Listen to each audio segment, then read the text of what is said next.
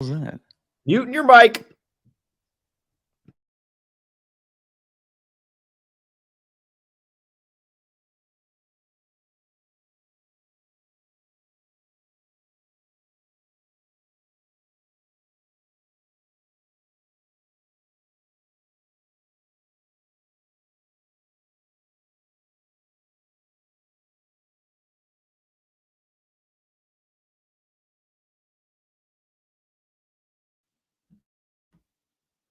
Well, that was new. What was that? There's a title screen. We don't have a countdown anymore. I like it. Yeah, I made it. Let people know what show this is. Yeah, I made it 5 minutes before we came on. I like it. I like it. Well, Steven, aren't you happy that we took a week off so we can recharge our batteries and just have a positive show and not have a negative show that I'm sure we're going to have coming off the Raiders beatdown or the Bengals beatdown of the Raiders 2 weeks ago? Aren't you happy? yeah, I'm happy. Raiders shouldn't have won that game, but I'm happy. You talking about the Cowboys game? Yeah. All right, we'll get into it. What's going on, everybody? Welcome to Just Your Opinion, man. Thanks for coming back this week. We took a week off just to hang out with some family and to take care of, things for Thanksgiving, and we had a nice week off, and now we're back to talk about sports and whatnot. And this is the first episode of the week. If you don't know, we're going to do 2 episodes a week now, full episodes, not like little interview stuff. 2 episodes a week on Tuesdays and Thursdays for the stream, and we're going to do the podcast coming out on Wednesdays and Fridays. But Steven, what the hell are you wearing? Dude, so it's that time Snuggie? of year. I know it's the holidays. Everyone loves the holidays. But it's that time of year where I'm wearing the blanket hoodie. This thing is the best because I don't have heating in my apartment. Or I don't either. Actually, I do. We just don't use it. You're in LA. Why not? You don't need heating. It gets cold, man.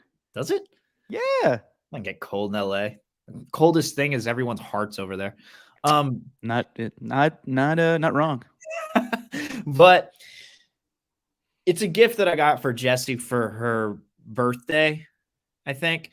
And it was one of the gifts that I got for her birthday, or maybe it was Christmas. I think it was Christmas, actually, because it made sense because it was cold at the time, even though her birthday's in March. Whatever. I can't even remember what it was. But 50% of it, actually 80% of it. I'm going to say 80 because I know Jessie probably is watching. She tends to watch. 80% of it was for her, but the other 20% is for me. Because this thing is comfortable. Usually the case. I know, but isn't it usually the case when you get a gift for your significant other is that the intention is that, the idea is that it's for them and it's thoughtful, but in the end you're like, I'm hoping I get a piece of that too. Exactly. Especially if you're involved. I mean, like for Father's Day, I always got my dad some sort of Father's Day gift that he might use some from time to time, but me and my brother, we got him a beanbag toss game. The old beanbag. You mean cornhole? Yeah, cornhole. Cornhole with your dad's always fun. It was called Bago.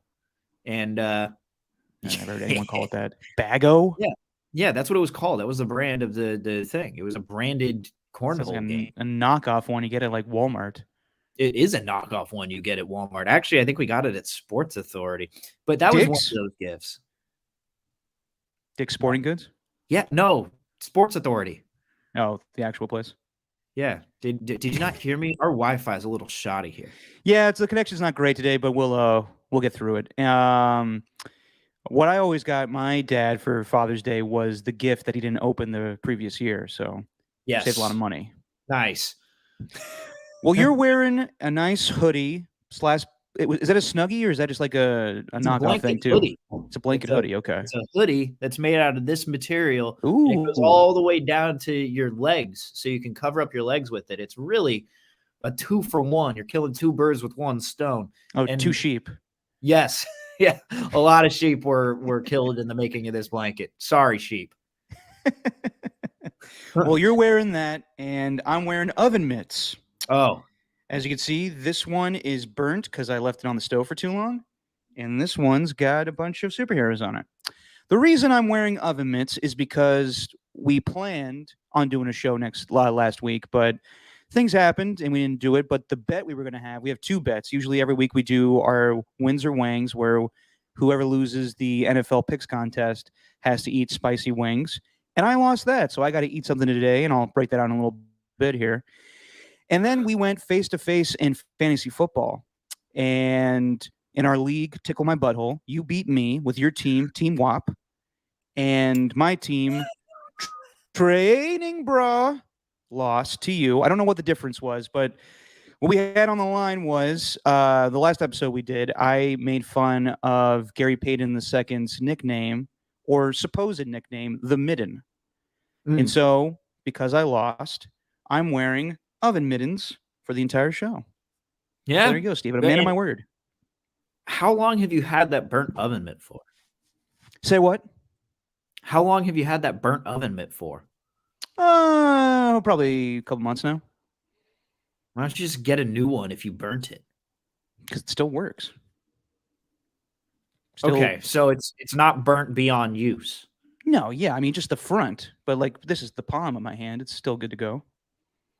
One day that palm of your hand is going to burn through, and you're going to regret the day you didn't get a new oven mitt. Yeah, until that day, Steven, I'm just going to use this crappy oven mitt. It still and then works. You have so another one. Then you have another one with superheroes on it.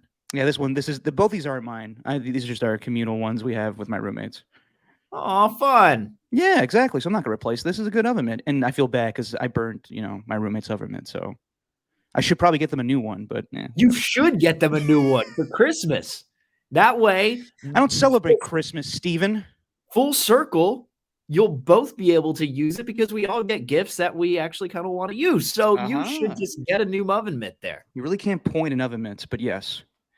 And I also lost in the pick. I understand the gesture. You could flip me off anytime you want. I won't be able to tell though. You'll be like, and then I lost in the picks contest. So today,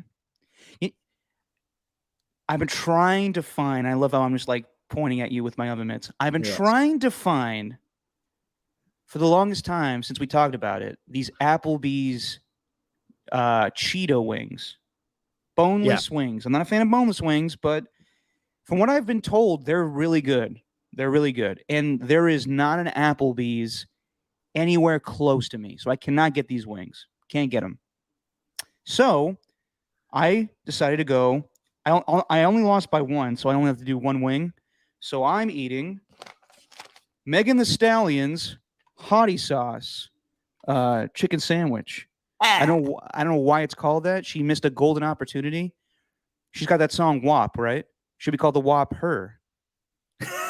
Yeah, but it makes sense though, the marketing for it. She's, the leader of the hotties, as they say. Is that a thing?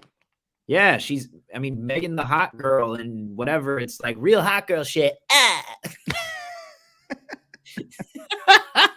I'm so out of date with music stuff. Do you know who BTS is? Yeah. Okay. They performed at SoFi on Saturday and Sunday. Mm-hmm. So during our work day, when we were doing highlights, everyone kept saying, like, you gotta get the fuck out of here as soon as you can. As soon as you can. There's going to be millions of people here for this contest. Get the fuck out of here as soon as you can. And I bolted and got out of there. And that SoFi Stadium was packed with more people than I've ever seen for any football game. It was ridiculous. We were there at 9 a.m. for the games. People were in line for merchandise at 9 a.m. for this fucking band I never heard of. Well, it's a K-pop group. I know. I know of them. I couldn't tell you anything. Dynamite, bro. Say again? Sorry, I just talked all over you. They're gonna light things up like dynamite, bro. You just that song. You just stepped all over a stupid joke that I had. But dude, they have, I don't know, they have like billions of views on YouTube with some of their songs. They're huge. I don't get it. But they're not trying to appeal to you.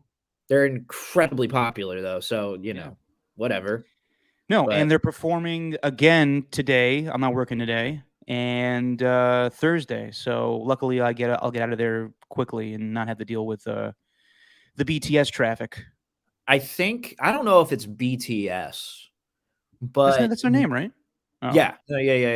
But the K-pop the groups rather, are just so big that they're always trending on Twitter. So every now and then, whenever I go to the trending hashtag sign thing, you don't say. There's As I always one. stroke my beard with an oven mitt. Someone is always trending with Dobby. Dobby's always trending. I'm like, what are people still sad about Dobby dying in Harry Potter? Like, what's going on here? Turns out that over my head. Dobby's one of the members of BTS or one of these K-pop groups. I don't know. They're so damn popular. I almost Are you sure he's Adobe? Could be Dobby, but it's spelled Dobby. So I'm just going by, based off of what I've learned. Dobby, I'll never forget thee. What? He was Dobby was the name of the shark in Anchorman 2. God, that's terrible.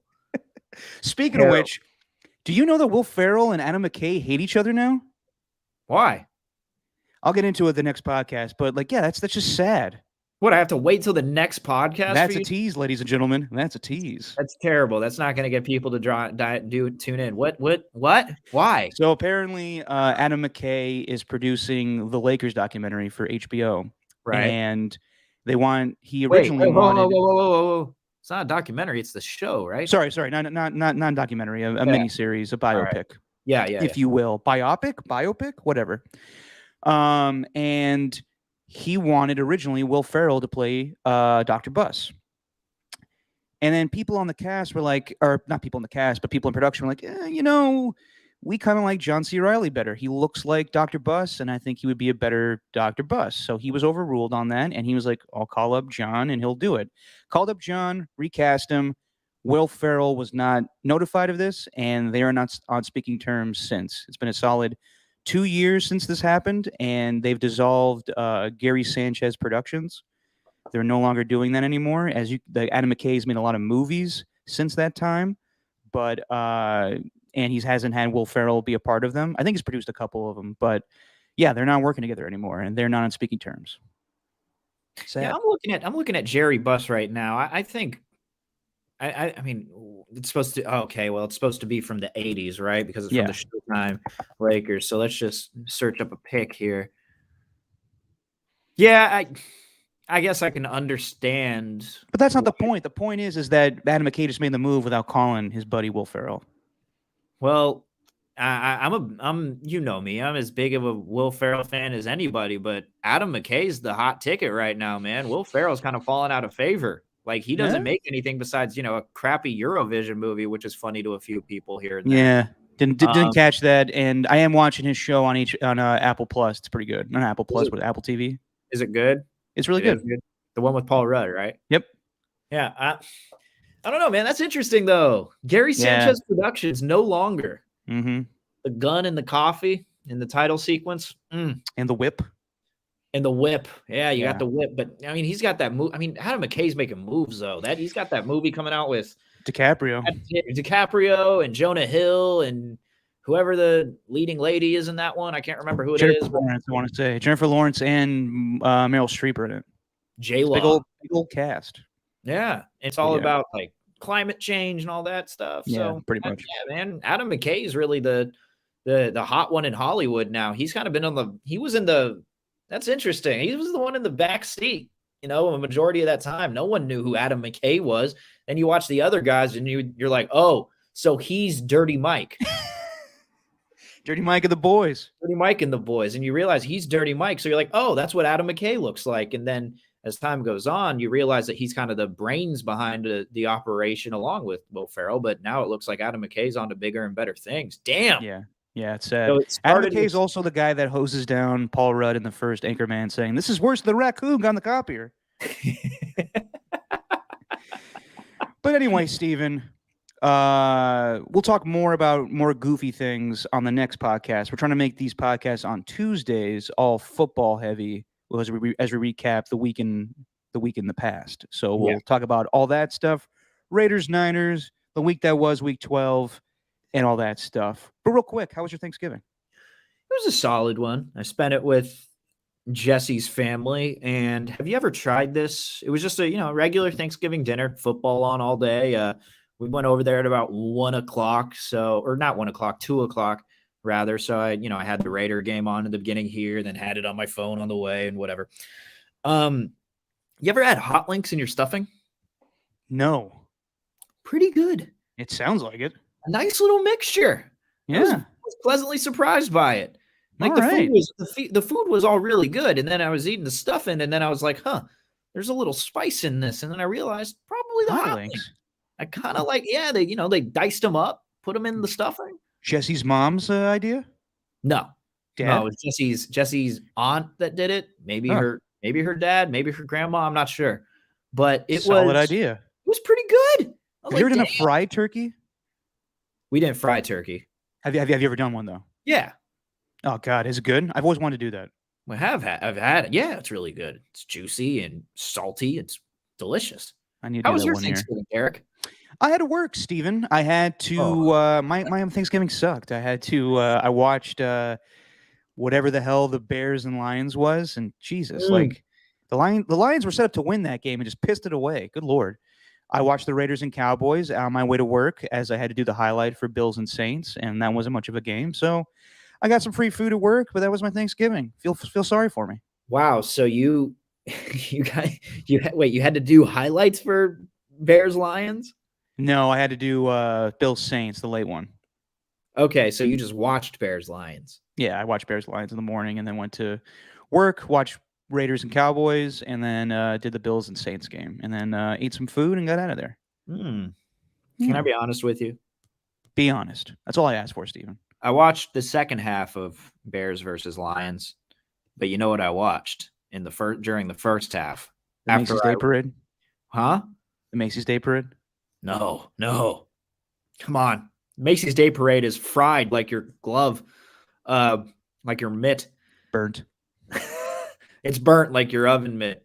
Yeah, sorry. That was not, I tried being topical with that joke. The Westminster Dog Show. Man, that was a barn burner. On Thanksgiving Day? Oh, yeah. They got the dog show going. Was it hosted by Rachel Bonetta? No, it was not. I don't know who it was hosted by, but it was like they were it's like they were golfers. Like or golf commentators. It was hilarious because they, it's just, oh, what a beautiful coat on that dog. What a beautiful you see the natural dreads on the shepherd. It's like, oh, it's so cool. I still that type of commentating is funny to me, but nothing ever compares to Best in Show with Will or Fred Willard. You ever seen that movie? Yeah. Just him being like, oh, which one of these dogs do you think would be the wide receiver of the group? Yeah. Oh man, that dog looks muscular. You think how much? Just look at me. How much do you think I could bench? He apparently just off the cuff. Yeah, he improvised that a lot. The whole movie's improvised. For a fact, like I was just quoting that movie the entire time as we were watching it. Like out of nowhere, I just start naming nuts. Pine nut. It's a solid flick. Brazil nut. Pine nut. Used to drive my mother crazy. No, so I was watching it though, and they so how it worked was obviously they got like your different groups. So you got the toy group, you got the non-sporting group, and the Bulldog was the winner of that one. I felt that was very discriminatory towards dogs. You're calling that the fat group, essentially, is what you're calling it. And they have all the hounds. They have all the different the categories. Then they choose a winner from each category, and then they take, the winners. I think there's like 8 of them, and then they choose the best in show. And I think the Scottish Greyhound was the winner of this one. And it was a beautiful dog, don't get me wrong. But the fact that Winter the Bulldog did not win, very disappointed. That little thing, it was just so huge, had little legs, and when it was carried to the podium where the person like checked the mouth and checked the teeth, whatever, when it was carried to the podium, the person picked it up, and I kid you not, the dog did not move. Like they picked it up as if it's one of those workout bags and just carried him over, and he was like, ah. It was hilarious. So I watched that first half instead of Bears Lions, and I'm very happy. Okay. Well, I'm glad you're happy about that. But I think did they have like a post game show where like a Stephen A. Smith like gave like hot takes, being like, I tell you, these dogs were screwed. Yeah. I got to tell you what, the Terrier group should have been the winner in this one. Instead, they went with the non-sporting group, the little fat dogs. I know the handler myself. He's a good friend. We're dear friends. We're having Thanksgiving together later. All right. Should we finally talk about football? Yeah, sure. Why not? All right, let's do it. So, Steven, what was your emotions from last week's game? And I'm talking about week 11 when the Raiders got beat down by the Cincinnati Bengals 32-13 to that of Thursday when they beat the Dallas Cowboys in overtime. Reaction is still the same, but I'm going to be done on this podcast because it's going to get starting it. It's going to get very tiresome if I become, let's just talk about the future guy, because I don't know if Derek Carr is going to be the quarterback of the future of this team, barring a Super Bowl run. I don't know who the head coach is going to be next year, so I'm going to take it game by game. And that game after that week after the Bengals, I was not high on this team at all. I think it was like their third straight loss. God, now you're just eating an entire burger and say, I mean, this started off with just being chicken wings. Now you're going to eat a whole ass burger. Wow, what a punishment. Jeez. And you're not even doing it with the mitts. What's the matter with you? You know how hard it is to eat a goddamn sandwich with oven mitts on? That's the whole point. You lost the Fantasy Football League matchup. You got to wear Jesus. those oven mitts. Okay, the mitts are on. Sorry, keep talking. Neighbors. Sorry, neighbors. But I'm done. I don't know if the sandwich is hot or not. It's the hottest sandwich. Could have called it the Whopper. I don't understand. Whatever. Anyway, the Whopper. That's really good. That's really good. That, she was featured with Cardi B in that song. Maybe Burger King can take Cardi B, because that was primarily Cardi B's song in the first place. Create the Whopper. Wah. Anyway. This one's off the rails. Do we even want to talk about football? We just want to talk about Westminster Dog Shows and fucking sandwiches. Dog Show's a sport, bro. They were calling them athletes. They are athletes. All right, sorry. Continue with the Raiders. But I try to figure out how to pick this up with oven mitts on. Good Lord. Figure it out. That's the whole point. It's gonna be WAP sauce all over this. Oh no! Well, you should have thought of that before you lost, huh? All right, whatever. Keep talking. But good Lord, man, the amount of penalties in that game with the Cowboys and the Raiders, kind of surprised it averaged the most viewers in a game to watch a regular season game since 1990. It's like 38.5 million viewers. I was like, damn. But think about it. It's Thanksgiving. It's the Raiders. It's the Cowboys. Two huge franchises. I'm not surprised by that at all. How many times did they play like in a meaningful game? Who, the Raiders? And the Cowboys? Never.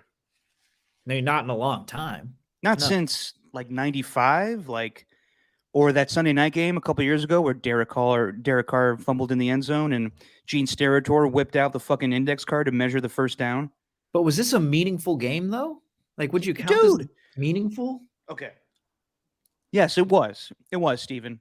Because going from last week, I know you were going to be gloom and doom and say the season's over. Mm-hmm.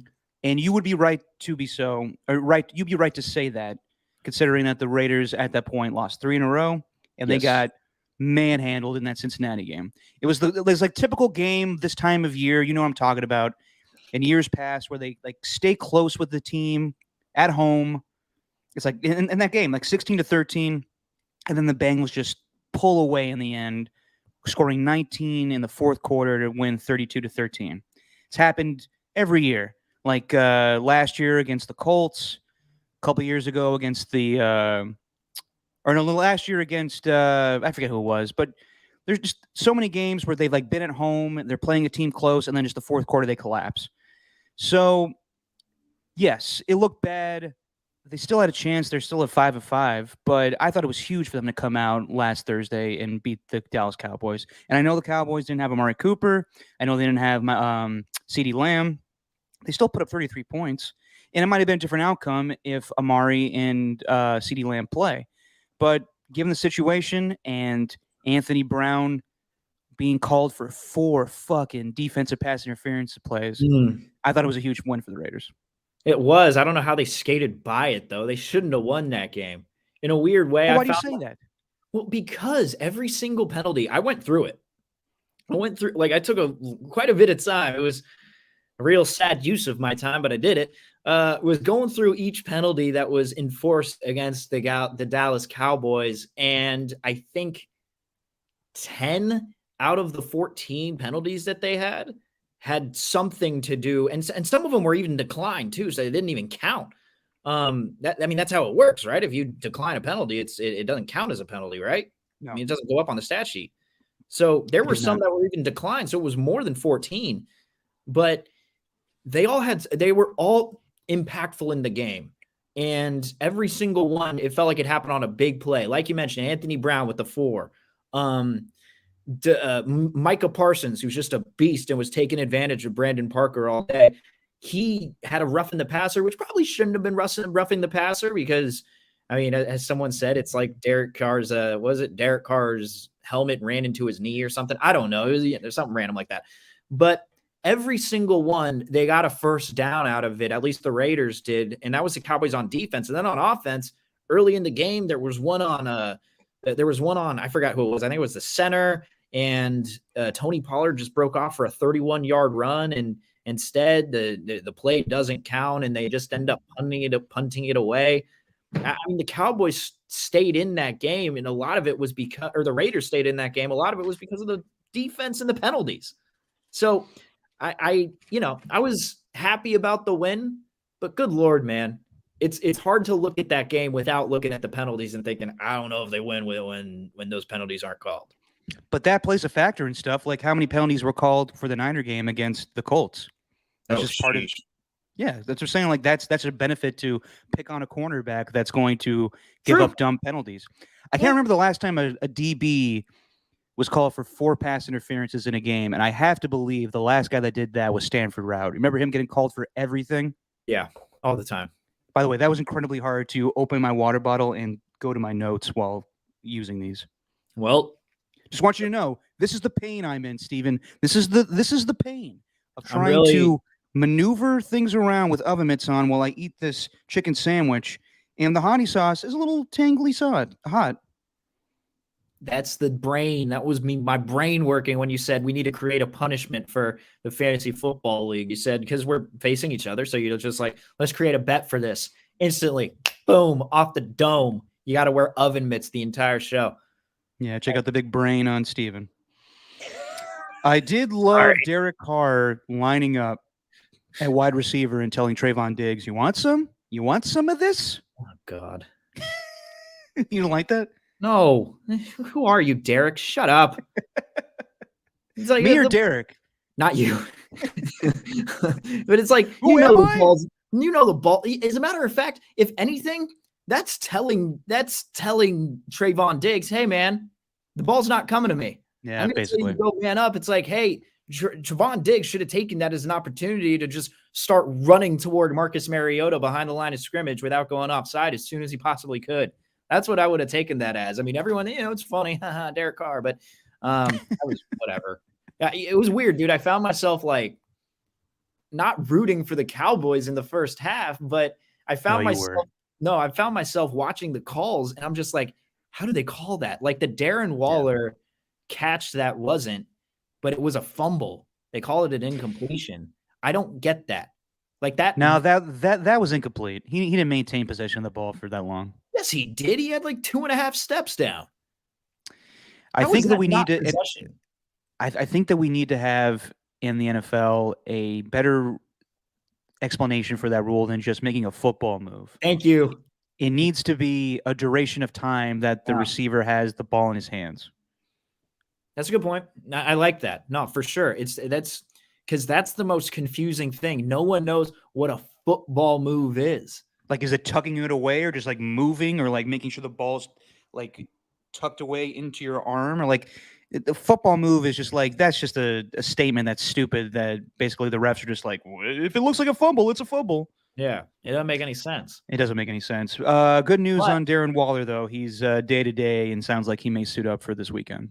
Okay. All right, cool. Well, better take back that entire Black Hole Sundays episode I just did, the Raider podcast, where I said Darren Waller's probably not playing next week. I mean, he may not. Who they playing coming up? The Raiders. They got Washington, the football team. Yeah. Coming off a big win against three in a row, baby. But one big reason the Raiders did get the win, though, is because of, and I know that they let a return go for a touchdown with Tony Pollard. out of the second half, which was a huge momentum swing. Hell, if that didn't happen, I don't know if the Cowboys are in the game either. So there's a lot that could have gone either way. But man, the Raiders special teamers are freaking awesome this year. Yep. Daniel Carlson has been a stud. He went 5 of 5 in that game, and along with I think he had 18 points in that one. I know that. I think maybe I'm wrong. Maybe it was 15. I think it was 18 fantasy points. Yeah, it was 18 fantasy points. He had 5 of 5, and then okay. Right. Anyway, he's been awesome. And then there was a stat that was posted by Raiders Wire the other day where they mentioned that AJ Cole has been averaging 51.3 yards per punt this season, and the only other player to do that was... I know what you're doing. Shane? Go back to 12 years ago in 2009 when Shane Leckler averaged 51 yards per punt. Don't you dare do this, Steven. Don't you dare compare these guys to Shane and Seabass. I know what you're doing. Isn't it the saddest thing, though, that the Raiders' strength the past 20 years is getting special teams guys? It feels like they've never failed in that category. But wasn't it great, though? Like, yes, they were a shitty team, but the strength of the Raiders was Sebastian Janikowski, Shane Leckler, and Kondo. Mr. John Kondo. And all three guys great at what they do, and all three guys you want to go to the bar with. Yeah. 100%. Maybe not Seabass, because he may burn his car in the process, but... Yeah, he'd be giving you like a shot of Jack whenever you're there. Just has a bottle like ready. Oh God, those guys were so much fun. You think like this, like, do you ever imagine just like a badass special teams unit between a punter, a kicker, and a long snapper, just being like, yeah, fucking run these streets. I mean, did you hear AJ Cole though? I like this dude. Did you hear him? I haven't heard him, and I haven't heard him speak. I think we took like a week off actually. Unfortunately, we took the week off when he spoke at the podium for the first time. But oh, really? In the game previous, he had a forced fumble, and he did. Yep. And so someone asked him about it, and they said, like, is this something you're going to be able to show off to your friends about, or to your teammates about? Like, hey, I got a forced fumble and you don't. And he like looked at him. He's like, I'm glad you asked that. Fantastic question. And then he went on, and he's like, so me and I don't know who the long snapper's name is now. He's no John Kondo, that's for sure. Who can be? He said, me and Daniel, I think his name's Trent. And Trent, we all talk about who would win in a fight. And he doesn't even talk about the kick. Like, he doesn't even talk about the forced fumble. He just uses this as an opportunity to like get this fight scenario out there. And then he's like, so me and Daniel Carlson, I think I could take him in a wrestling match, but Trent is kind of short and he's also really stocky. So I think he could beat me, but I think I could beat Trent if he had no thumbs.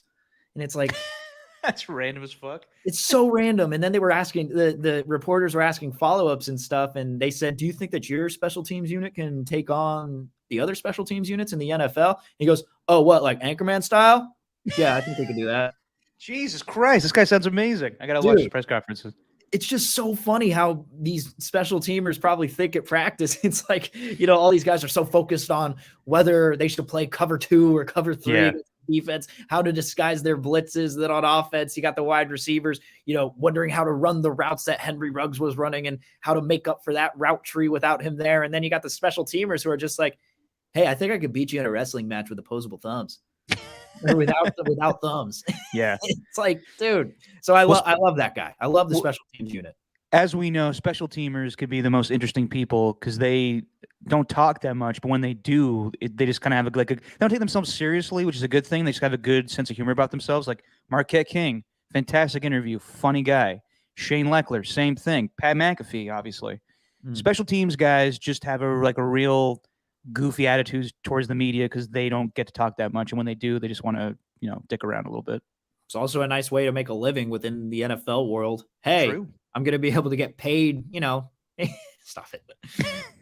I might not get paid, $50 million a year. I might not be, or $50 million total. I might not be doing that, but hey, I'm getting paid maybe $5 mil, $6 mil a year so I could kick a couple of footballs. I'm down for that. Plus I could be in the outdoors and travel, do all these different things.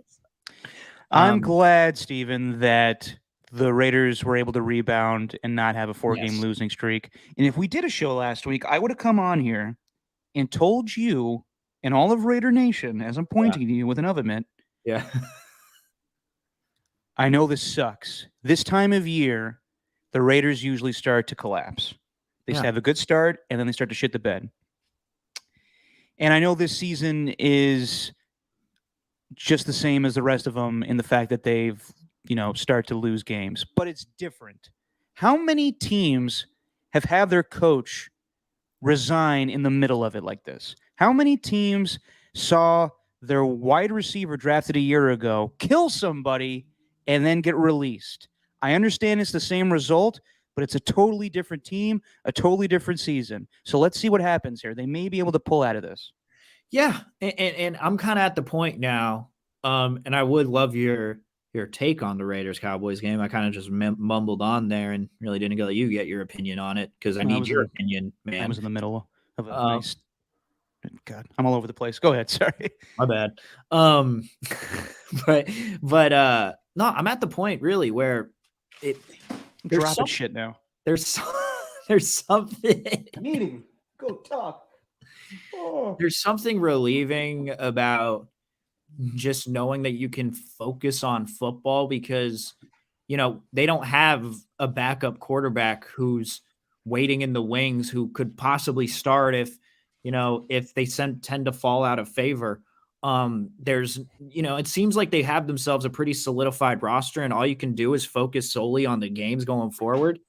But the fact that I got to tell you though, I did not see this drop from the Chargers in the AFC West. I mean, they're 6-5 right now, and they look like a completely different team. In the AFC in general, and the NFC too, really, it seems like it's pretty wide open on both sides. So I think if you're a fan of any team and you know what your roster is going to be going forward, you just got to take. I mean, I know it's cliche, but you got to take it week by week. And if you could stack up wins, it'd be nice to get a win over Washington. And the fact that they beat the Seahawks in Seattle, that was a good win for them. So if they can manage to beat Washington in Washington, that'd be another good one. They're 7-5. I'd be feeling a little bit better. Do I think that car's the future? No, I really don't. But would it be fun to watch them win a playoff game in this time, knowing all that's happened this season? I really would like to watch that. Yeah, I'm excited for that if it happens. Well, first of all, the game is going to be in Vegas. It'll be a short week for the Washington team. Shit. Steve Levy called them something else last night, which was hilarious. Oh boy, what do you call them? Steve Levy had a bad end of that game.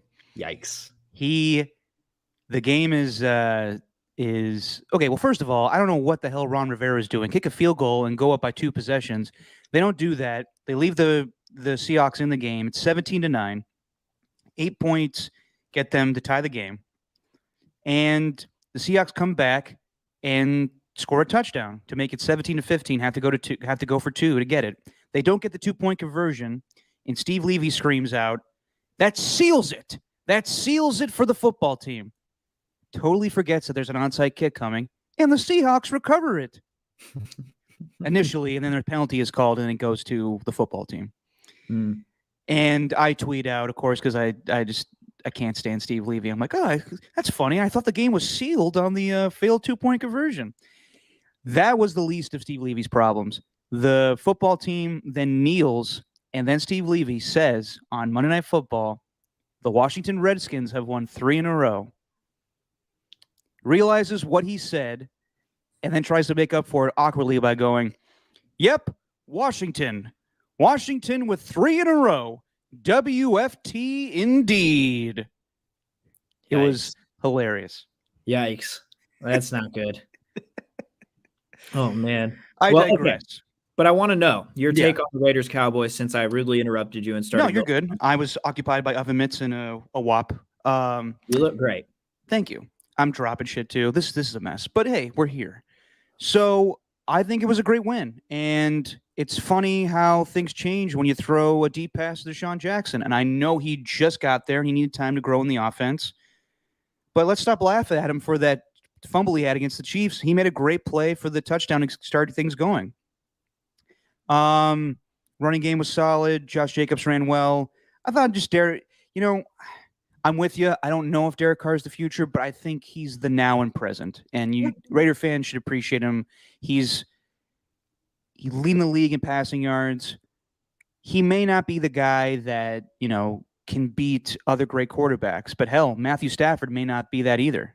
Yeah. So I'd say just give it time. I think that you don't need to sign Derek Carr to a new contract next season. You don't need to do that. Let it play out. Let everything play out next season. This isn't a make or break thing. They had a catastrophic thing happen to them twice. They had obviously John Gruden and Henry Ruggs. And if they manage to make it to the playoffs, I think that's a victory. I really do, with all the shit that's gone on. So let's not be quick to say blow it up. Let's just do it all over again. You really want to go through all that shit again? You really want to go through trading first round picks or trading great players and doing all that stuff and then getting rid of Derek Carr? Why don't you give Derek Carr a good head coach? We'll see who it is. You let Mayock actually start picking the players, and let's see where the future grows with this team that they have right now. Let's not be quick to say, let's just trade everybody away. I told you I didn't want to talk about the future, Derek. And you go on to talk about the future. I know, but you brought it up, and I just everyone simmer down. Simmer down now.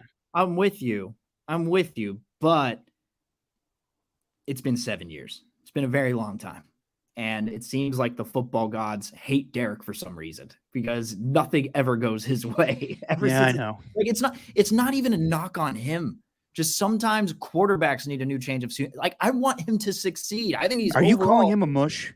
No, but he's a very good dude. But there are just certain quarterbacks where, I mean, honestly, a majority of the time, it doesn't work out with the quarterback and when they try out to be the franchise guy for their team. More often than not, those teams don't really do anything. But has been 7 years. Like, I'm ready for something new. That's all I'm saying. No, I got you. But how many great quarterbacks are there in the NFL right now? How many great ones? How many elite, as I put in quotations in oven mitts, how many elite quarterbacks are there?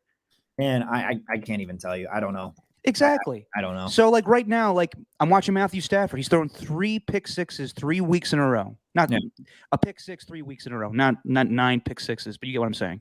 He may just be that he's a great regular season quarterback and puts up great passing yards against bad teams. And then when he goes up against great quarterbacks like Aaron Rodgers or whoever else he may play in the playoffs, he just never experienced that stuff before. Derek Carr hasn't played in the playoffs. He hasn't experienced, and he's experienced adversity, but he hasn't experienced, what it's like to play up against, really great quarterbacks when it matters. So let's just give it time. Let's see what happens this week when they play Washington. They could be 7-5. They could really put themselves in a good mix in the AFC. As far as what you said earlier, the AFC is open. I don't think it is. I really don't think the AFC is wide open anymore. Saw the Ravens barely squeak out a win against the Cleveland Browns with Lamar Jackson throwing 4 interceptions. I watched the Buffalo Bills beat the New Orleans Saints last Thursday.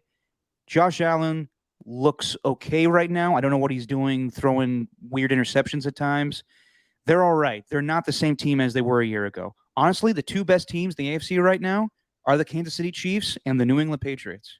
The Chiefs, they're on their bye week, or they were on their bye week last week. Got time to rest. They can figure out the offense. The defense is playing very well right now.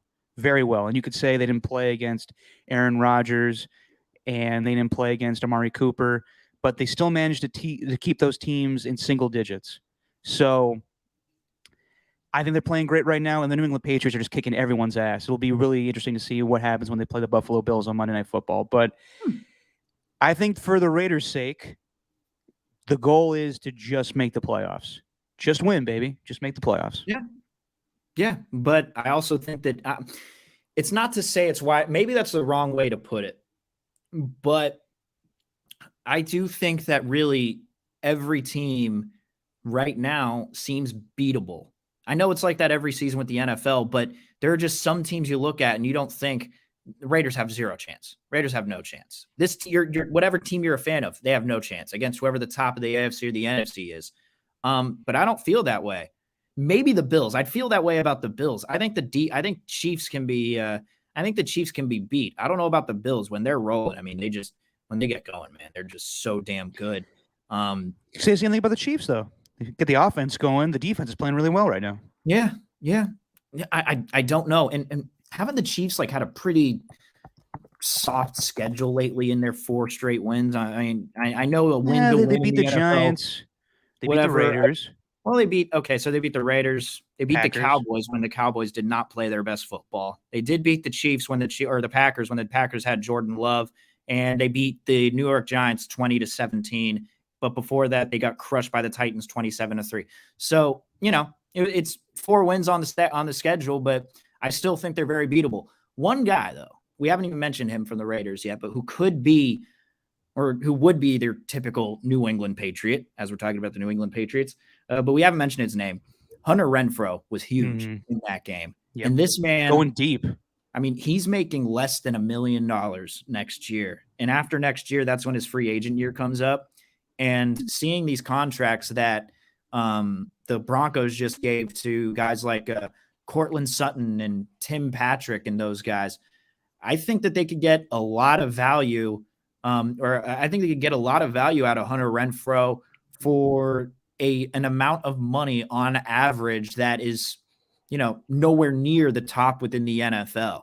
I mean, you got guys like Corey Davis with the Jets making $12.5 million a year for 3 years. Stephon Diggs has a 5-year, $14 million deal. Devontae Adams, 4 years, $14.5 million. I think they could get a lot of value for Hunter Renfrow. I don't think he's going to be commanding that much.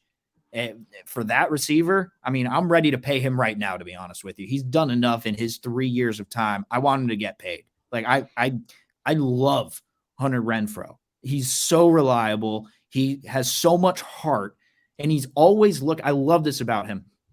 Always looking to get yards upfield.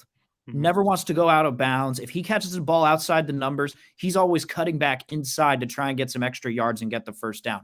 I love everything that he did, and that was a huge game that he had where he stepped up over Darren Waller against the Cowboys. He's another reason why they ended up getting the win. And when they got up 30-22, the big play to get them within field goal range in the first place was the 57-yard pass that he had to Renfrow. I'm loving what this guy's doing right now.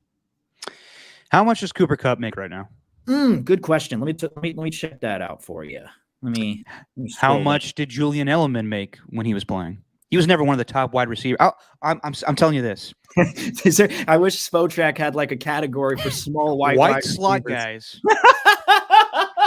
And what I'm going to tell you is this: they don't make a lot of money, despite the fact that Cooper Kupp is leading the NFL in every stat category for receiving. Yeah. He's still not looked at as the best wide receiver in football. It's just different. It's different the way Devontae Adams does it as compared to him. Dude. You understand what I'm saying? 3 years, $47.3 million. That's 17th in the league. He's getting paid less than, I mean, you go down the list, you're probably taking him over Brandon Cooks. Jarvis Landry. More, right? Jarvis Landry. I don't know. Maybe, are you taking him over Tyler Lockett?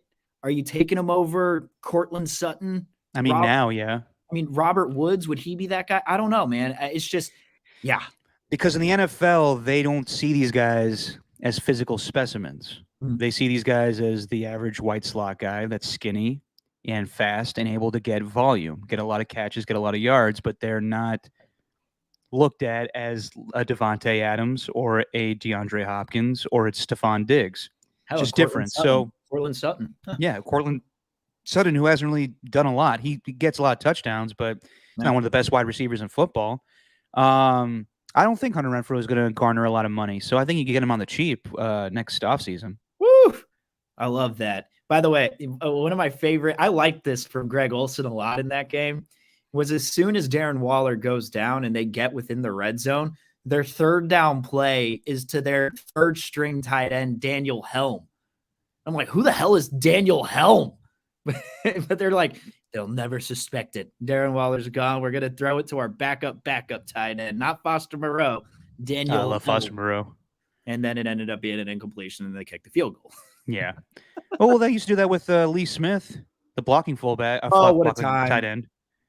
Featured heavily in the Bills Saints montages where they're showing all that really cool stuff that Josh Allen was doing for the hospital over there in Buffalo. I think Lee Smith was a big part of visiting that, or it was something else where Lee Smith was involved. But I was like, hey, I recognize that guy who looks like a mountaineer. Yeah, the brawny guy. Yeah. I also love every Thanksgiving thing during the NFL. Hi, my name is so-and-so. I want to thank my friends and family. Happy Thanksgiving, everybody. Just that low monotone voice that's Yeah. not everyone's excited. That's where guys like Pat McAfee stood out. One time they were playing the Colts. I think it was on Thanksgiving. I love carbs. I love pie because I'm American. Yeah, yeah. Yeah. Yeah, I love that. I love pizza. That it's not really, you didn't even ask me about that, but I'm going to answer. Yeah. Yeah. It's where you get your time to shine. Yeah. Transitioning to the Niners, you know a guy that may get paid for doing about everything for that football team is Deebo Samuel. Jesus Christ. That guy does everything. Caught one pass in comparison to a couple weeks ago when he caught, I don't know, 9, 7, whatever it was, over 100 yards against the LA Rams. Mm-hmm. And then catches one pass, but he rushes for, 66 yards and a couple of tugs? Yeah. Yeah. Love that word, tugs. The thing with that's crazy is one catch, and for those 66 yards, he had 6 carries. Yeah. But it felt like he had like 30. Yeah. I mean, I know Elijah Mitchell was the primary guy. I think he had 27 carries in that game. And Deebo's going to be out for next week, unfortunately. Yeah, maybe next 2 weeks. Depending on what happens. I actually do think if you're the type of football fan that likes to worry about injury concerns, I do think that this hamstring one popping up yet again, it doesn't sideline him for, the entire season, but it has taken him out for 2 to 3 games in the past and then taken him out for the final 3 games of the season, which is going to be huge. It's happened prior. So we'll see what happens there with Deebo. But that game that he had, I mean, I don't know like of a proper comp to give this guy. He's better than Cordero Patterson. It's totally different. Totally different situation because they're using Cordero as their number 1 running back and wide receiver. Like it's a totally different situation than it is. I mean, it's not to knock Cordero Patterson. They use him in the right way. He's just fast. He's just fast, and he just catches a lot of passes out of the backfield. He's a good runner. Deebo Samuel could play running back for the Niners. Yeah, and I kind of equate it. And I'm not saying he is this guy because this guy I'm about to talk about is the best player in the world at his respective sport right now. But Steph Curry, every time he gets the ball in his hands, he draws 2 guys over there every time. There always needs to be a help defender on him. They might even triple team him at some points just because one of the guys doesn't know what to do. He sees Steph Curry coming his way. Oh, I gotta go get Steph. It's like a dog fetching a bone. But in that way, Deebo commands so much attention just with his motions. I mean, there was a specific play. It was just a, inconsequential 2nd and 7. If they don't get the first down, okay, fine, whatever. But they get the first down anyway. And the reason that they were able to do that is because you got Deebo on one side of the formation. He's lined up in the slot. Ayuk's lined up on the other side, and I think Jawan Jennings is lined up on the same side as Deebo on the outside. But Garoppolo motions him. I think he's in the shotgun with Elijah Mitchell, and he motions him in what they call the orbit motion, Derek. You know the orbit motion. Oh, I know all about the orbit motion, baby. You're a big orbit motion guy. You'll never love stop orbits. It's what I use for travel. And you love motions because it's how you live. So he pulled the orbit motion. I don't know what that meant, but he poured the orbit motion for Deebo Samuel. It goes like 3 yards behind Garoppolo. And Harrison Smith on defense, his eyes are on Deebo the entire time, worried that, Garoppolo is going to possibly toss it, do something to Deebo. I don't know, maybe run a play action, then just, throw it real quick to Deebo and let him try and eat, which actually wouldn't have been a bad idea. But instead, it was just an Elijah Mitchell run, and the entire time, Ayuk is out blocking Harrison Smith, but you're wondering, what the hell is Harrison Smith all the way out there?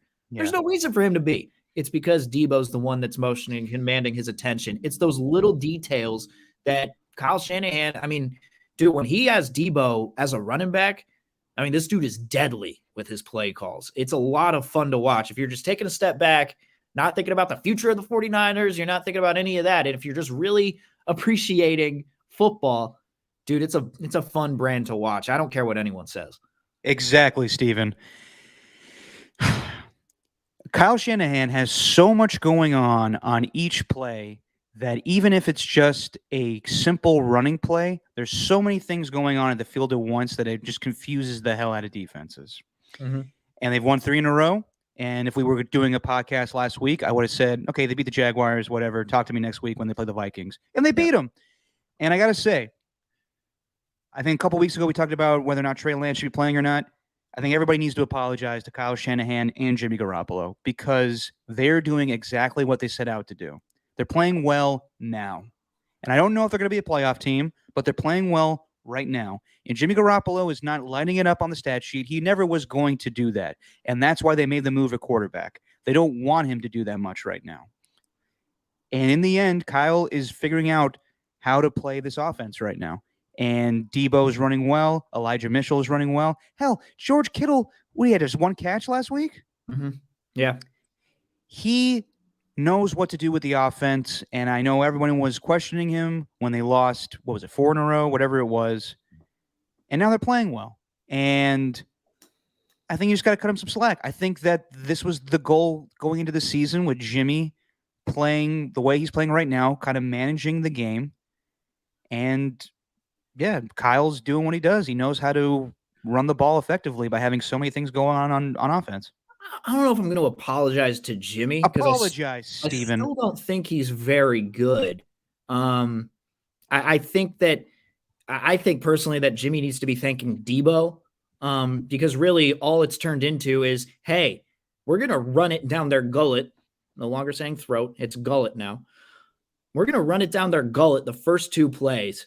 And hey, we might need you on a 3rd and 6, or there's a possibility there's going to be a holding call on 2nd down, and we're going to need you to pass the ball.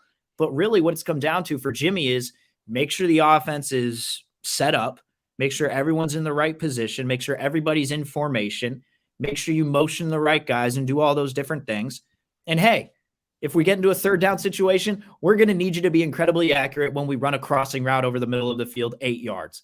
Like, that's really what's been asked of Jimmy. But like I mentioned earlier, and I was kind of alluding to the 49ers when I mentioned this, but the beauty in knowing who your roster is, I think Ian Rappaport kind of put an end to any of the Trey Lance talk, because you saw that report prior to Sunday morning, right? The Sunday morning slate of games with Rappaport. Kind of. It was the one that's Trey Lance packages won't be used anymore.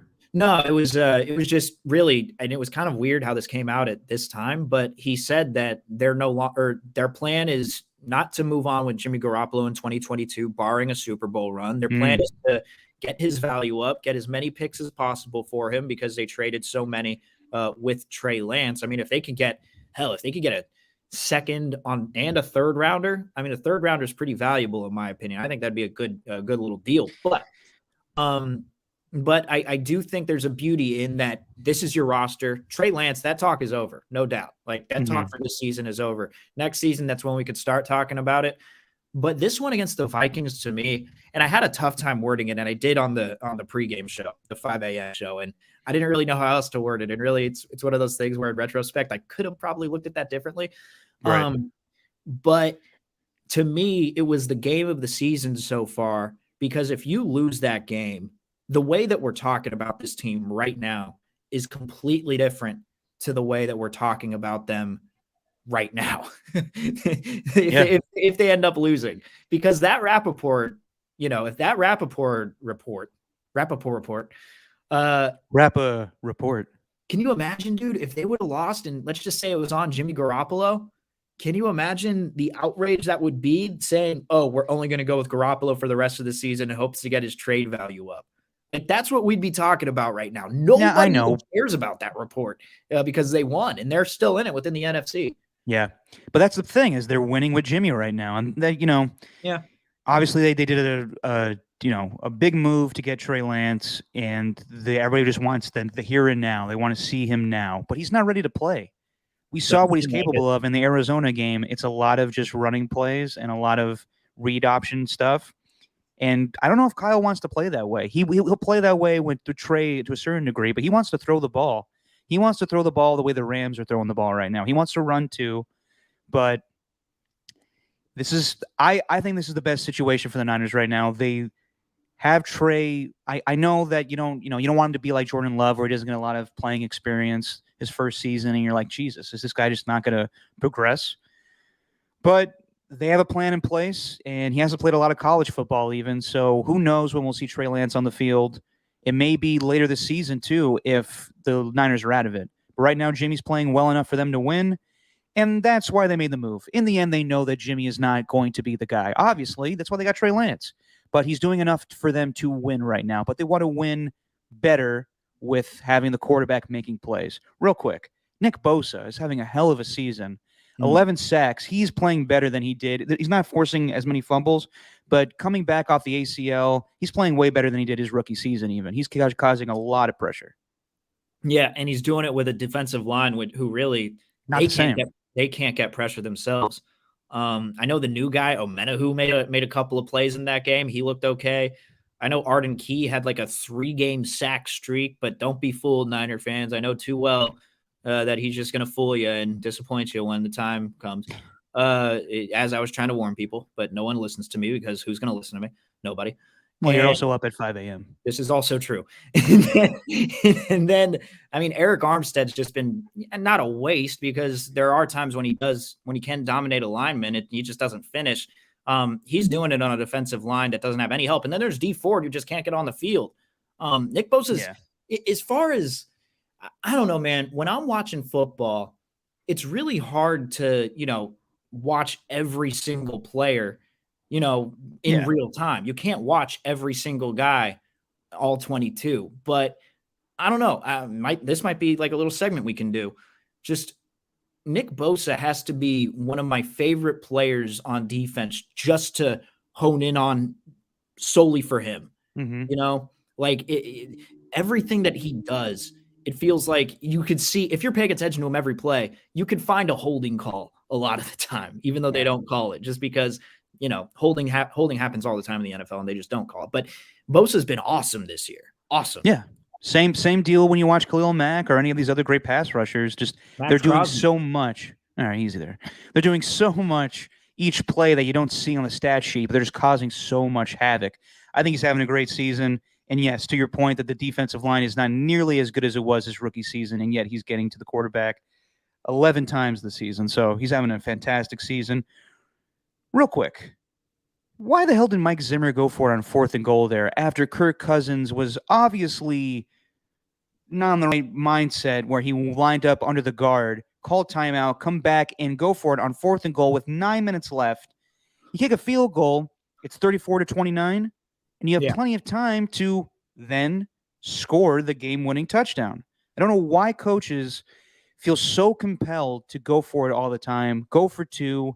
Forget that field goals help sometimes. Forget punting helps sometimes. I understand analytics come into play, and it's best, the fans are just like, come on, drop your nuts. Let's fucking go for it. But in the end, you got to do the smart thing. I think kicking a field goal there would have possibly changed the outcome of the game.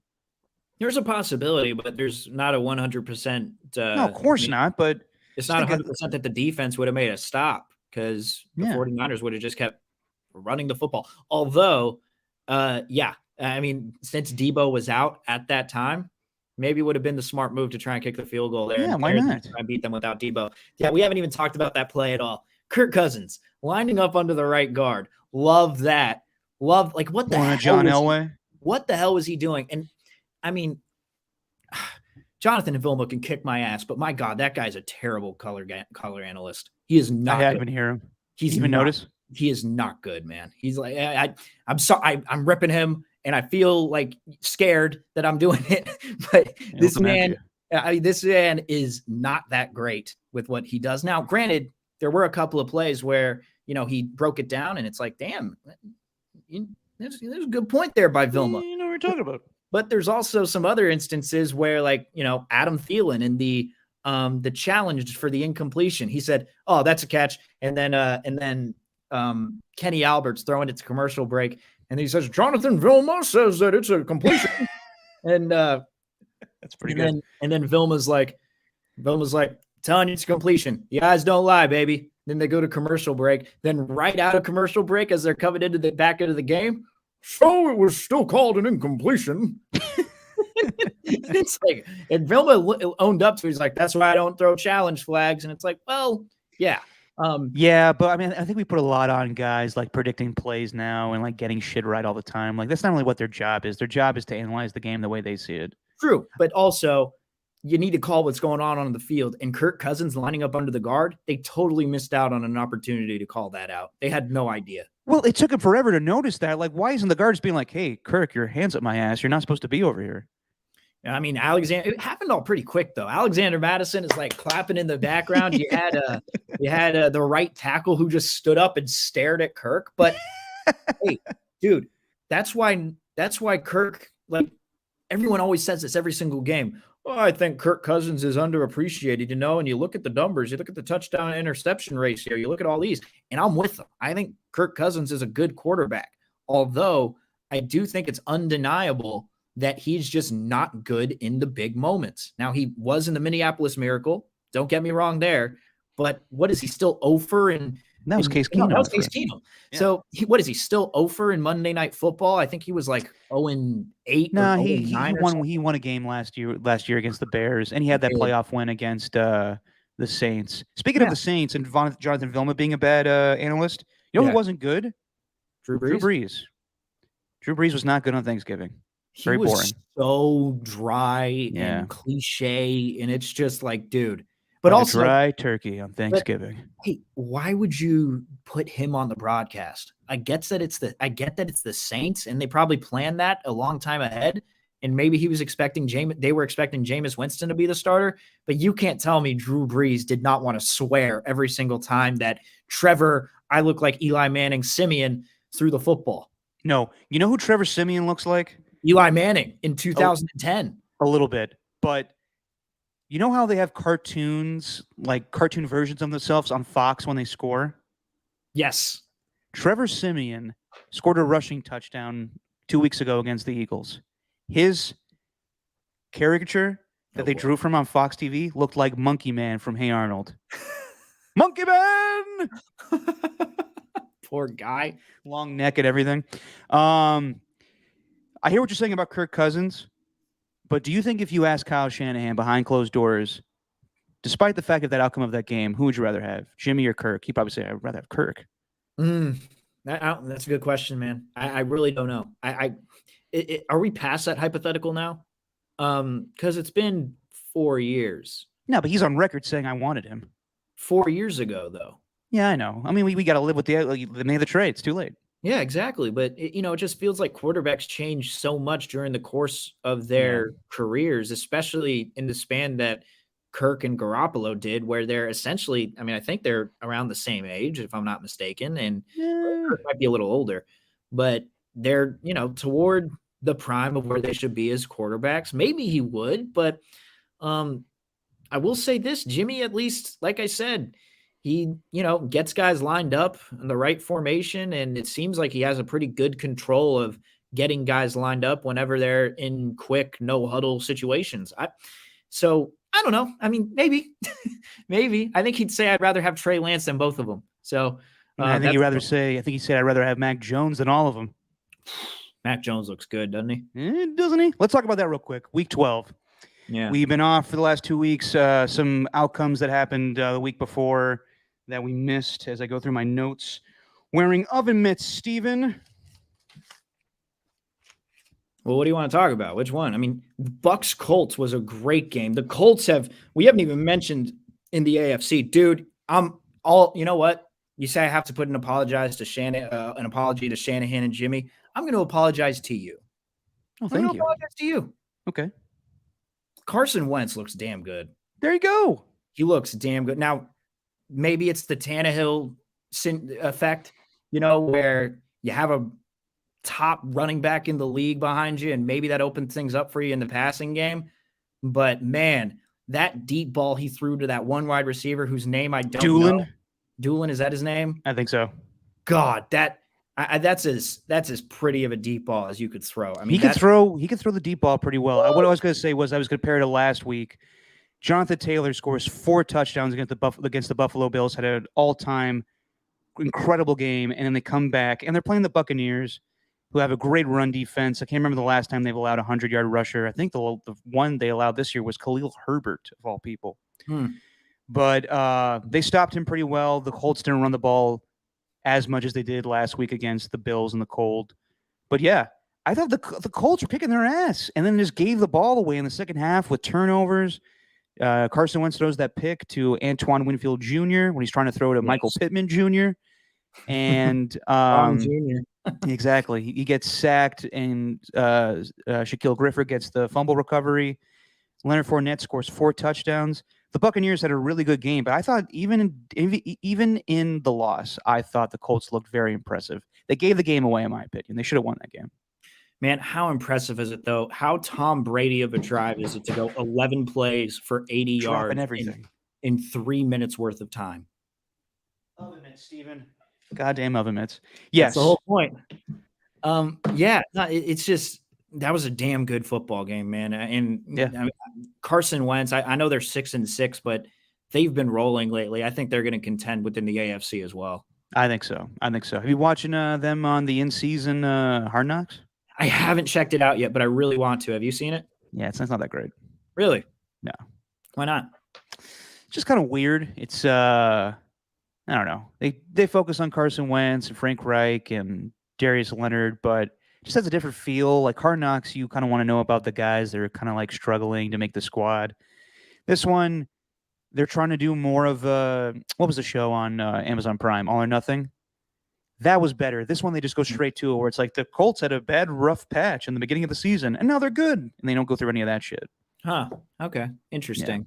Yeah. I think All or Nothing is still going, and they do it. I don't think All or Nothing's. I think Amazon Prime, HBO has like full control over like documentaries pertaining to the NFL now, as far as like in-season team stuff. Well, I mean, maybe they have control over the NFL, but All or Nothing does everything. All or Nothing does. Yeah, they do more than the NFL, but I haven't seen. They do All or Nothing. Or Nothing. Well, they're not doing anything for the NFL right now. They got a fantastic. If you're just college, if you're just bored, if you're ever, I know you're not into the sport, but if you're ever bored, go and watch All or Nothing and their season with Manchester City in 2018. I highly, I hear it's very good. Oh, highly recommend it. But anyway, Colts, great team, right? Yeah. Or not a great team, a good team right now. Yeah, they're in the mix. Who are very scary in the playoffs because they have a guy like Jonathan Taylor and that offensive line who appears to be the best in the NFL. The Patriots dominated against the Tennessee Titans. Mac Jones looks great. I think they're probably right there with the Chiefs as the best team in the AFC. Feel a little bit better about the Bengals after they kicked the Raiders' ass. They beat down the Pittsburgh Steelers. It may just be that Ben Roethlisberger is washed at this point, but 41-10 over the Steelers. I did not see that one coming. You did. But damn, the Bengals, they're probably going to – they're in the mix right now, and that AFC North is pretty competitive. I don't know if the Browns are going to make it, but the Browns look pretty damn good right now. Are the Bengals. So we're the Bengals and Steelers. They were in the 10 a.m. game. And they were in the 10 a.m. slot. We had who do we have playing on the main TV here, on the main channel? I think it was Patriots Titans. I think it was. Yeah, it was, because I had a random over prop on that backup wide receiver who came in for Julio Jones. Didn't hit. But which one? I can't remember his name. Westbrook? Yes. Yeah. That guy. So we had that one on the main TV, and I have Red Zone on my laptop, and I'm watching the main game, and I look down, and all I see is Joe Burrow trying to wrestle TJ Watt or some shit. I was like, what is going on? Hey, man, good for him, man. When you look like Macaulay Culkin and you are the quarterback of the Bengals, you got to show that you are tough, and he's going to play that team every year for the next however long he plays with the Bengals. He's got to show that he's tough against TJ Watt. And I'm sure TJ Watt's like, what the fuck is this guy doing? But I'm sure he has respect for him. He does look like Macaulay Culkin. Speaking of which, did you know they made a new Home Alone for Disney Plus? I don't want to watch that. Yikes! With the little chubby kid from Jojo Rabbit. Yeah, funny actor. It's terrible, but yikes. Derek, we were waiting for it, and I made the joke when Cam Newton played against the Cardinals and ran in for the touchdown, and he went, "I'm back." Well, you know what? 5 for 21, a pick, a terrible one. You know what, Cam? You're back now. You are definitely back. Like, that is that is what we've seen from Cam. I'm totally disrespecting Cam Newton too. He was my favorite quarterback to watch in 2015 and during his MVP year. I mean, that was one of the most, just in general, fun teams to watch that season. The Carolina Panthers team that year was so fun, but he's way past it now. And it's just like, when he says I'm back, it's like, nah, that's not you that's back. It's when you're going to start throwing these just terrible incompletions and then also throwing a couple of picks in the process. I'm just waiting for when the Panthers cut him and then he goes back to get some more cereal and he goes to his breakfast table and says, I'm back. Too soon. Wow, good joke. Way to hit on that one. Sorry. Swing and a miss. Yeah, I saw that coming, and I thought they were disrespectful to PJ Walker after he beat them. He beat the Arizona Cardinals, and I know it's ticket sales. They're losing McCaffrey for the rest of the season. The owner is very involved in the team. He's like, we got to get Cam Newton back to get butts in the seats. But I don't know where they're going, and I don't know what they're going to do with McCaffrey because it looks like his body is breaking down on him. And I guess they just soured on Sam Darnold already, but. Yeah, Cam Newton is not panning out for the Carolina Panthers. Dude, it's so tough with McCaffrey. I'm glad you mentioned him. I mean, finding running backs nowadays, like how were running backs able to get 25 to 30 carries a game back in the day and still go for 6 or 7 seasons? It's crazy. Yeah, thinking about how athletic those guys were. And I mean, I don't know what it is now, but, when you get a guy like, I guess it's because they're catching passes out of the backfield more often as they ever were back in the 90s and the 2000s when the run game was heavily relied on. But, man, It makes you think, man, because all these guys, I mean, I was looking on the top guys. I mean, you got Zeke, who just seems to be a shell of himself now. Tony Pollard's kind of stealing his job. Dalvin Cook, he's always continued to get hurt, and they're hoping to get him back for the playoffs. And we'll see if his incident doesn't there's that change his career. Derrick Henry, him being out, like these guys that are the top picks within fantasy. I'm staying away from a running back next year. Like that's just where I'm at. I'm staying away from a running back. I will take a tight end. I will take a quarterback in the first round. No chance I'm taking any of these guys at the top of with the running backs because what's the point? None of these guys are going to stay on the field. It's a different day and age in the NFL where running backs are catching more passes. Back in the day, you had Jerome Bettis and Terrell Davis and Ezekiel, Emmitt Smith just lining up in the backfield and running straight. Now they're more susceptible to getting tackled right in their rib cages when they catch passes. It's just different. I don't know. And there's just like so many injuries going on in the NFL now too that you're just like, are these guys practicing enough where they feel like their bodies are acclimated and ready to go for game time? But it is sad about Christian McCaffrey. Yeah. Sorry, you have something to say? No, I was just saying, yeah.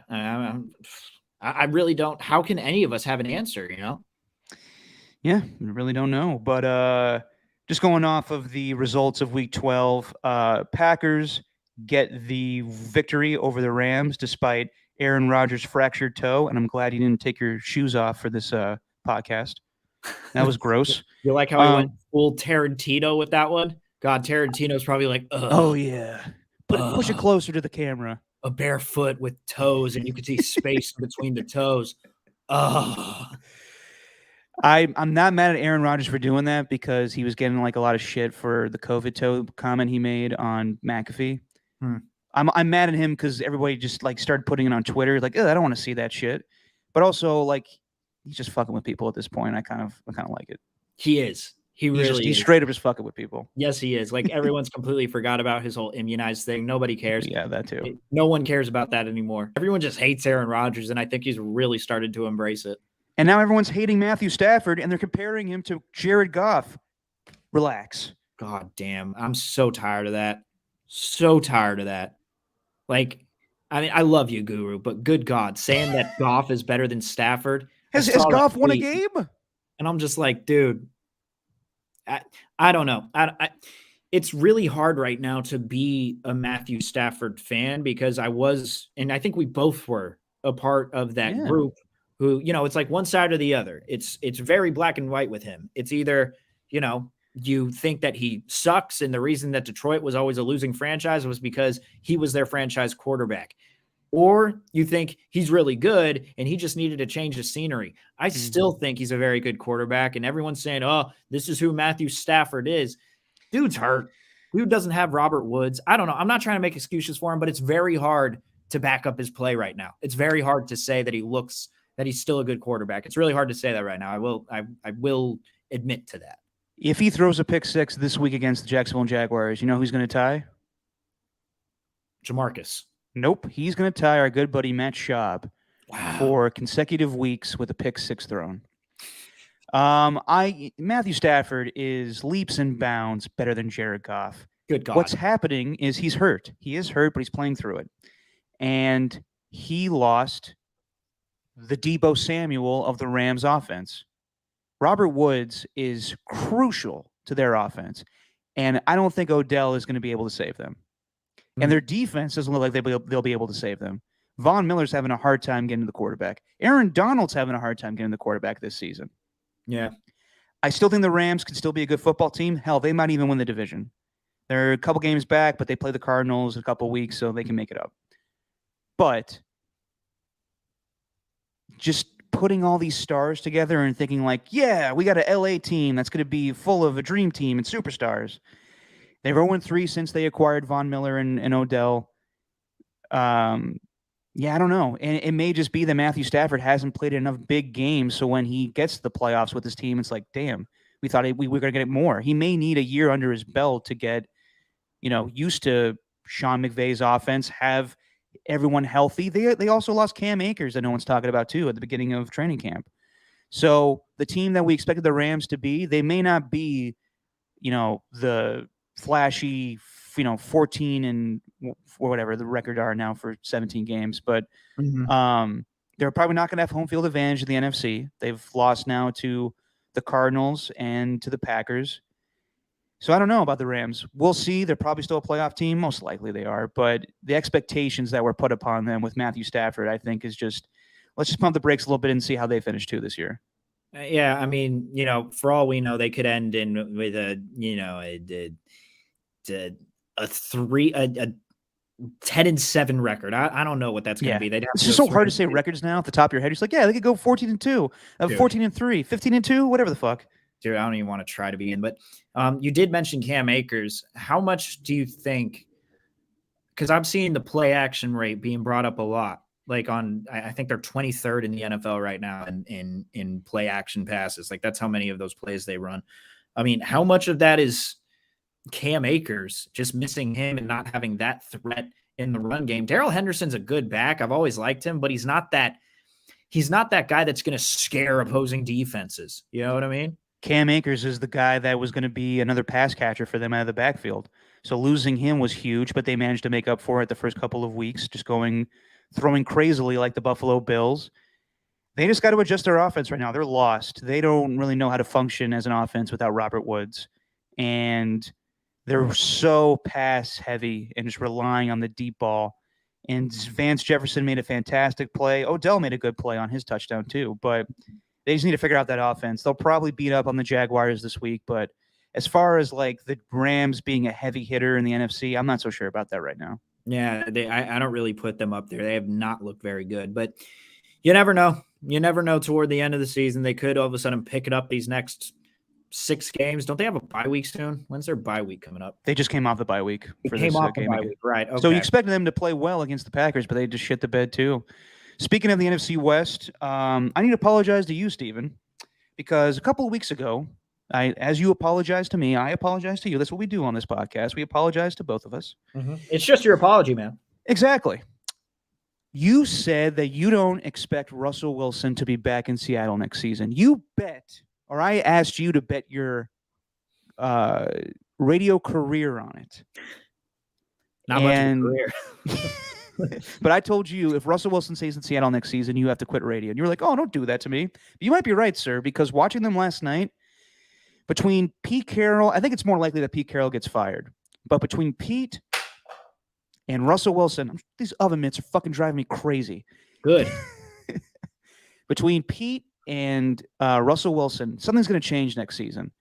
Because I thought they were going to turn things around and start winning some games. They still might do that, but they're what, 3-8 or 2-8? 3-8, I want to say. 3-8, yeah.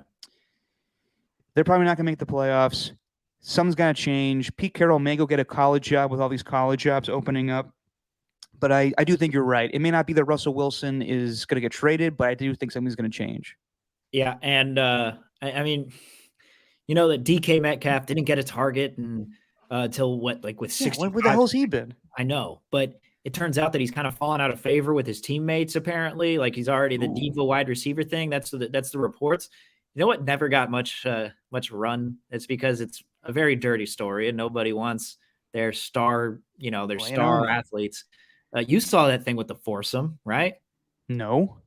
So there was this girl, and Robert Littall posted this from Black Sports Online. I love Robert Littall. Yeah, he always posts this stuff, and the headlines are, every single word is capitalized. That's fine. But he posted a story that said, like, DK rejects side piece from joining foursome or something like that. And some girl posted on her Instagram story that, oh, geez, the Giants are finalizing a deal with Alex Cobb. That's official now, officially official. Cobb salad, baby. Yeah, you got Cobb Webb. So, yeah, there was that story where the girl is like, they hooked up one time, and he met her through Instagram, I think, or something like that. Mm-hmm. And tell me more. She lives like 5 hours away from Seattle, I think. And the story's hilarious to read.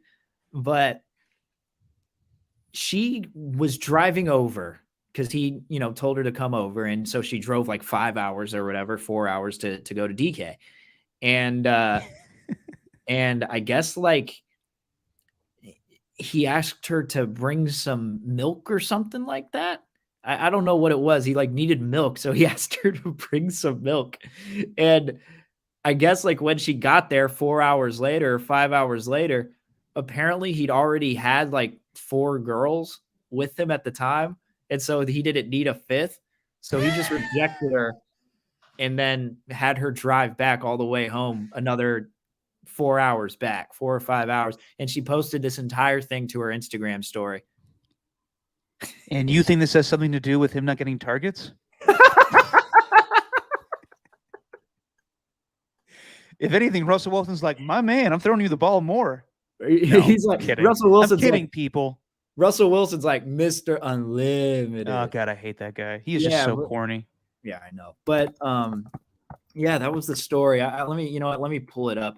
Right. Here's the headline. I'm not going to read the entire thing, but DK Metcalf has woman drive to Seattle only this to have her. Yes. DK Metcalf has woman drive to Seattle only to have her turn around because he was in the middle of a foursome. To get some milk for him.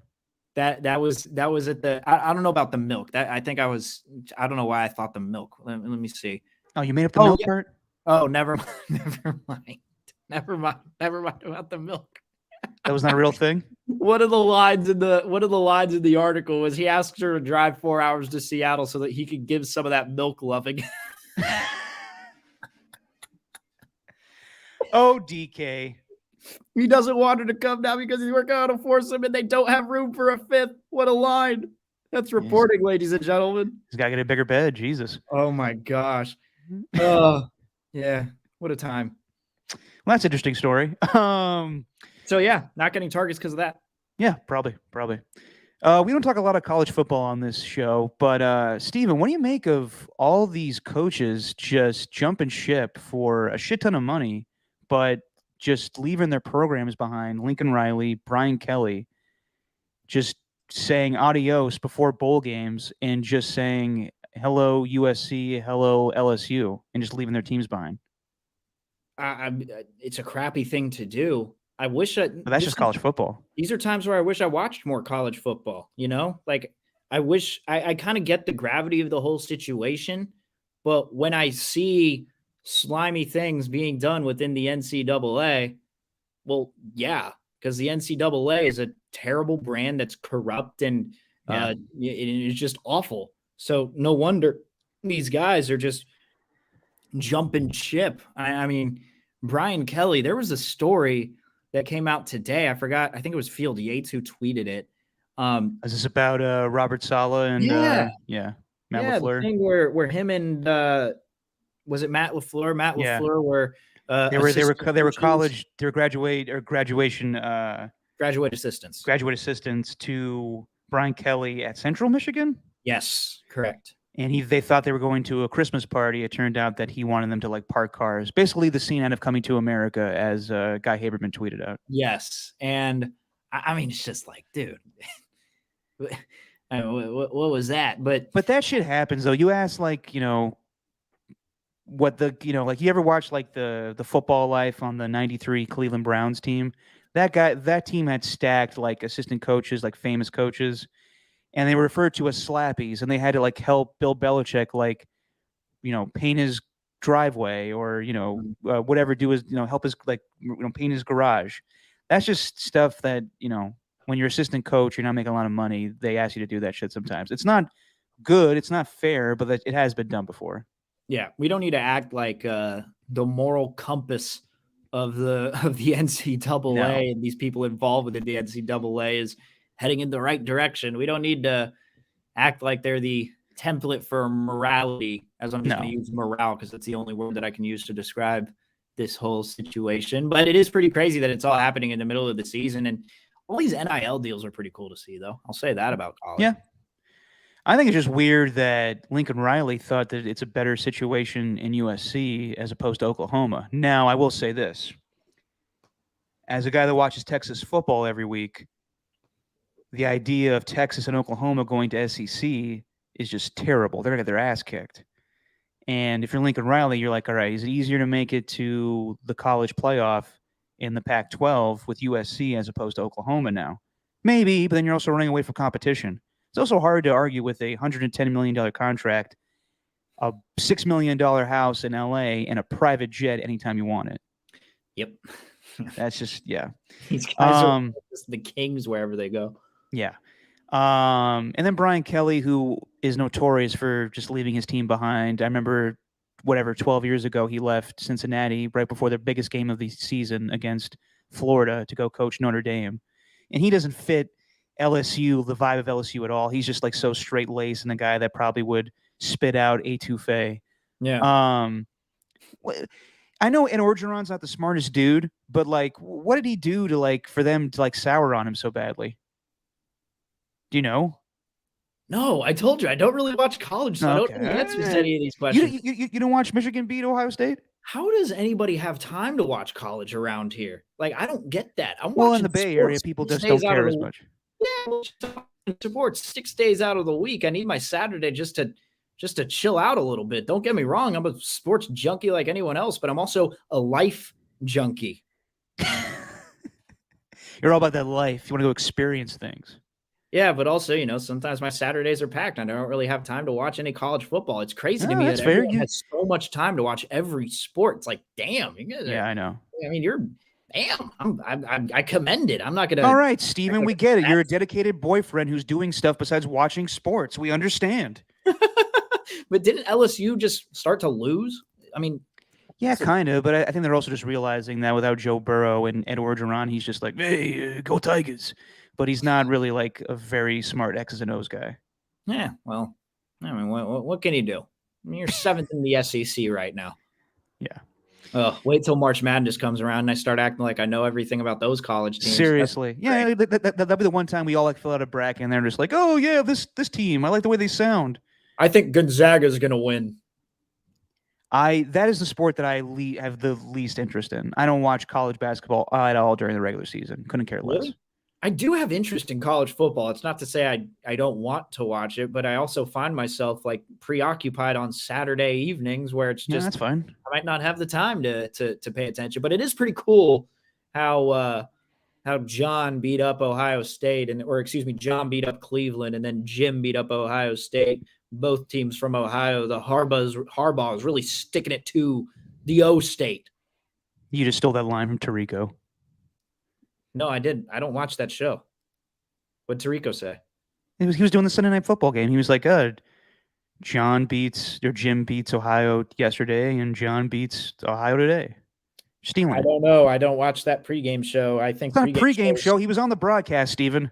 Oh, He's he was filling on in the for Al broadcast? Michaels. Al Michaels is resting his voice so he can do Monday Night Football with Peyton Manning next season. Don't you understand? Real quick, I hope tonight. no one's watching this. I've been embarrassing myself for these last 20 minutes. Has You not should, been as you're wearing that blanket, Snuggie, and I mean, have oven mitts on while I'm this is trying how to eat you this this is hottie. how you draw people to a podcast, though. You Got think that just drip. two guys talking is going to get people to go to our live stream? Hell no. But one of the guys has a light blue thick hoodie, and one of the guys has oven mitts.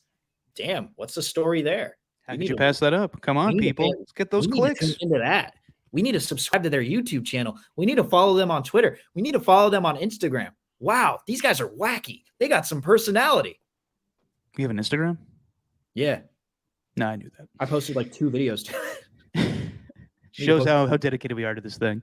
So, Steven, tonight the Warriors play the Phoenix Suns in a thrilling game between two top teams in the Western Conference. The Warriors at 18-2, the Suns at 17-3. They've won, 16 in a row? Good Lord. Yeah. And we don't know if Andrew Wiggins is going to play. He's questionable with back spasms. I think Andre Iguodala is out tonight. I think Damian Lee is out tonight. But, Steven, how much stock are you putting into this game? Very early regular season game, but it's the two top teams in the Western Conference. I'm not putting any stock into it. What's your definition of stock? It's playoffs, the implications of the Western Conference. What do you mean stock? I'll put it this way. No matter the outcome of tonight's game, I still believe the Warriors will be a great team going forward. I'll raise an eyebrow if either team, and they play twice this week, tonight on Tuesday and Friday night. I'll raise an eyebrow if either the Warriors or the Suns sweep in both games. I'll raise an eyebrow. But if the Warriors win tonight, I'll be like, that's an impressive win. Good for them. What I'm going to look for tonight, now that we are back to the Warriors being right now record-wise the best team in the NBA and really every other stat, the best team in the NBA. As long as they're just better than those Lakers. I mean, right now, though, I'm just excited to watch some high-level basketball on both sides. Last year when the Warriors were playing the Suns, just thought the Suns would cream them every single time. I didn't have any hope. But now I'm just excited to watch Steph be Steph. And, he's going to have to take over if Andrew Wiggins doesn't play. That Andrew Wiggins injury is huge. But in this time, I'm just looking for some good basketball to be played by both teams. That's what we saw with the Warriors and the Nets. You can make these championship predictions all you want. Say it's an NBA Finals preview between the Warriors and Nets, but the reality is that first half, we saw both teams, the best players, Steph going at KD, KD going at Steph. It was a lot of fun to watch, and that's really all I'm looking for tonight, this early in the season, as we're, about a fourth of the way through now? About to be a fourth of the way through? That's really what I'm looking for. There's no stock in these games to me. It's just I'm looking forward to watching good teams. That's really what it comes down to.